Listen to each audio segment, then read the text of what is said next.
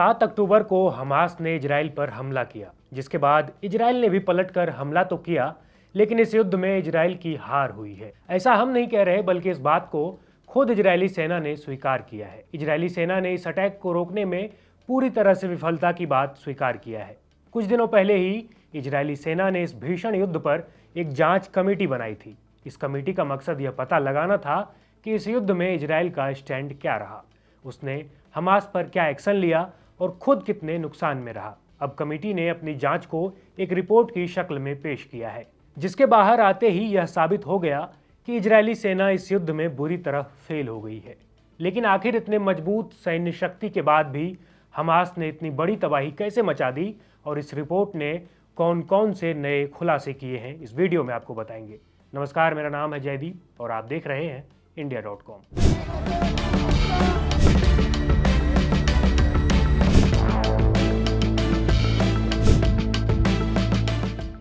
7 अक्टूबर 2023 यह वह दिन था जिसे इंसानों के लिए खौफनाक दिनों में से एक में गिना जाएगा। इस दिन हमास ने इजराइल पर घातक हमला किया। इस हमले में करीब 1200 लोग मारे गए और लगभग 250 लोगों को बंधक बनाया गया था। इजरायली सेना ने अब स्वीकार किया है कि देश के इतिहास में सबसे बड़ा हमला उसकी नाकामी के कारण हुआ है। इजराइल डिफेंस फोर्स यानी IDF की शुरुआती जांच में यह बात सामने आई है। सेना ने माना कि हमास की नीयत और उसकी ताकत का अंदाजा लगाने में उनसे चूक हुई है, जिसके कारण 7 अक्टूबर को हमास के लड़ाके खौफनाक हमला करने में कामयाब हो गए। सेना की जांच के मुताबिक प्रधानमंत्री बेंजामिन नेतन्याहू पर जांच शुरू होने का दबाव बढ़ सकता है।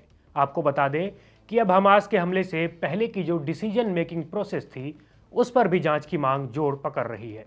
यानी सीधा सवाल उन अधिकारियों से किया जा रहा है जो हमास के हमले के वक्त इजराइल की सेना को रेगुलेट कर रहे थे। लेकिन वहीं दूसरी तरफ PM नेतन्याहू इसकी जिम्मेदारी लेने से पीछे हट रहे हैं। उनका कहना है कि पूरी शांति के बाद ही इस तरह के सवालों का जवाब दिया जाएगा। कुछ घंटे पहले ही हमास ने 600 से अधिक फिलिस्तीनी कैदियों की रिहाई के बदले 4 इजरायली बंधकों के शव इजराइल को सौंपे हैं।